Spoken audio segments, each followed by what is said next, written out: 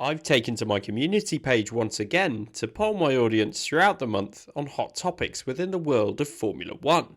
I've picked my best 3 polls from March to see what you think about these divisive topics. Let's have a look. My name's Andy and this is Behind the Drive. How many teams is the right amount for Formula 1? For starters, we have the first poll that I put out this month, which was somewhat related to the video that's now actually the most viewed video on my channel, which is talking about the $200 million new entrant fee that's a barrier to entry for new teams to the sport. I asked how many teams is the right amount for Formula 1, and I gave the options of less than 10, 10 to 11, 12 to 13, 13 to 14, and more than 14. And I've only just realised that if you think that 13 is the best, you had 2 options to choose from.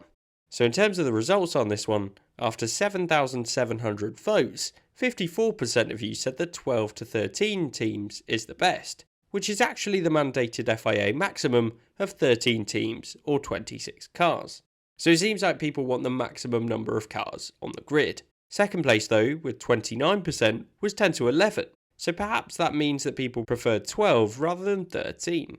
Now of course this would be pretty different to the F1 grid that we have today, and I can imagine that the quality of racing at some circuits like Monaco for example could suffer as a result just because there would be so many cars on track. In addition, with 12 or 13 teams it's quite likely that there will be a so-called A, B and C tier of the championship, so it would be interesting to see how it would all balance out with that many teams and drivers. There would also perhaps need to be some consideration of the number of finishing places that get points, as increasing the number of drivers by 30% could mean that more teams and drivers have no realistic chance of scoring points each week, which is what we saw in 2010, where 3 of the 12 teams failed to score that season.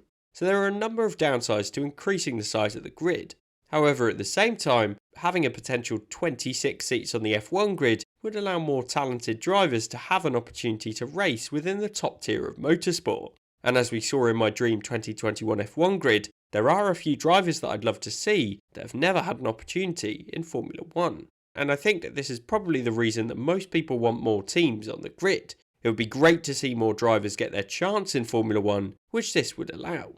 For me though, to make 12 to 13 teams a success, the sport needs to be competitive throughout the order. I'm not saying that all teams need to have a shot at winning a race, that just isn't realistic. But ideally each of the teams would need to be in a position to at least score points on occasions throughout the season.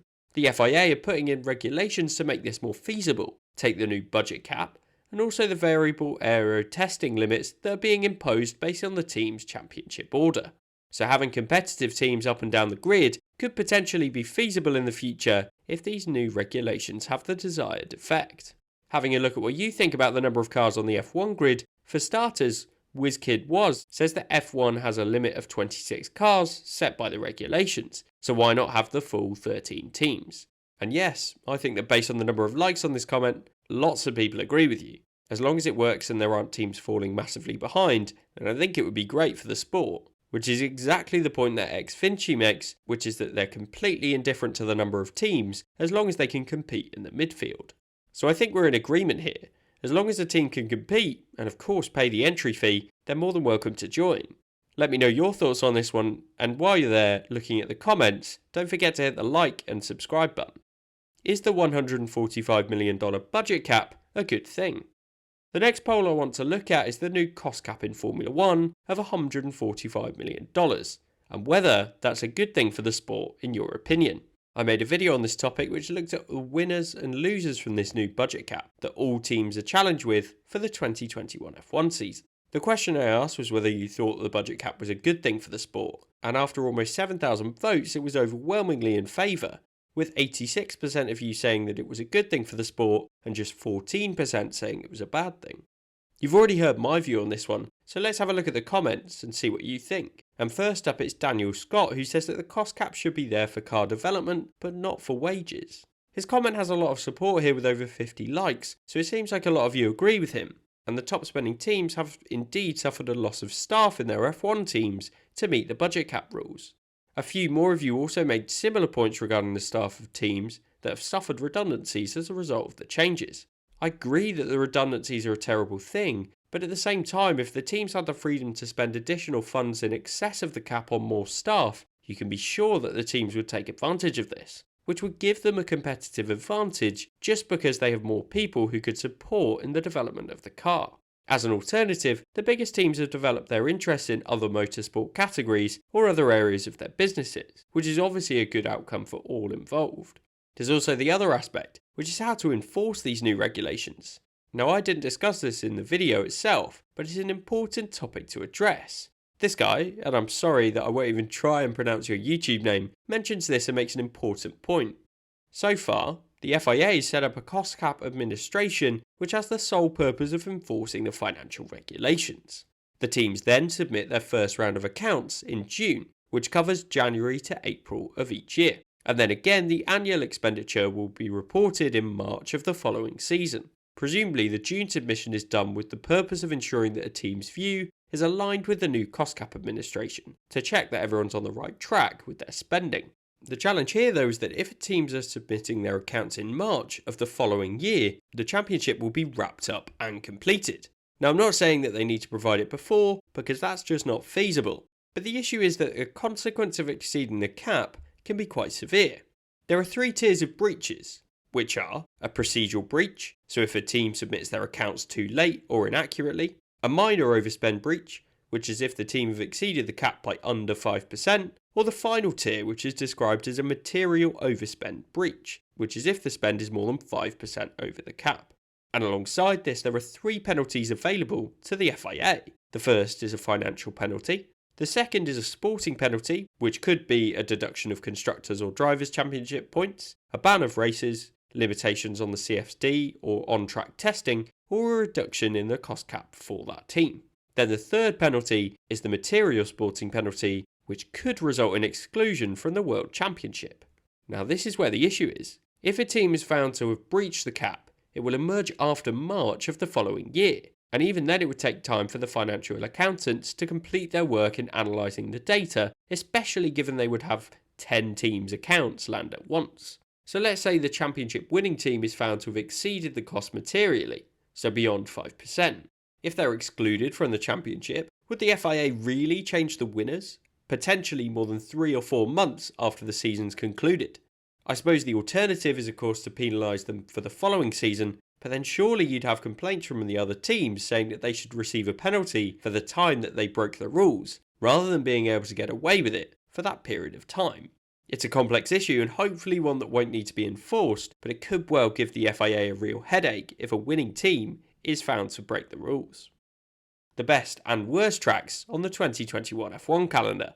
The final poll is just a bit of a fun one, which was related to my tier list of the 2021 championship races. I asked which of the races was the best, and then which was the worst on this year's race calendar. Starting with the worst track on the calendar, and after more than 7,300 votes, the winner, or perhaps it should be the loser, was Abu Dhabi with 42% of the vote. Personally, I think that Paul Ricard is probably the worst track on the calendar, and I feel like the vote may have been skewed by a bit of recency bias given the last race of the 2020 season was so bad.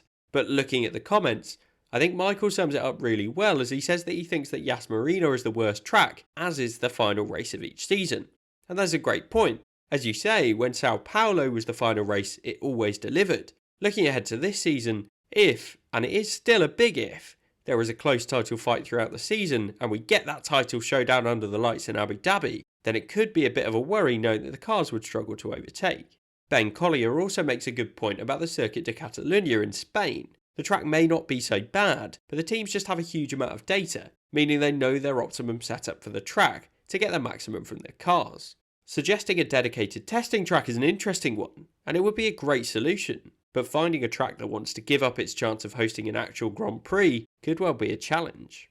Moving on to the best track now, I think this is where it gets tricky to pick the options for the poll. I went for the 5 tracks that I put in my top tier, and it was Spa that came out on top after more than 7,300 votes again, as the track took 48% of the vote.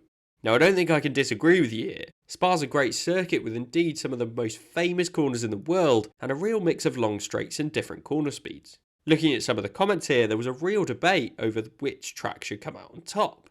From this guy who thinks that Canada's underrated, to others thinking that Interlagos should be the best. And then this guy, Alistair White, who thinks that the Bahrain outer circuit deserves to make a comeback.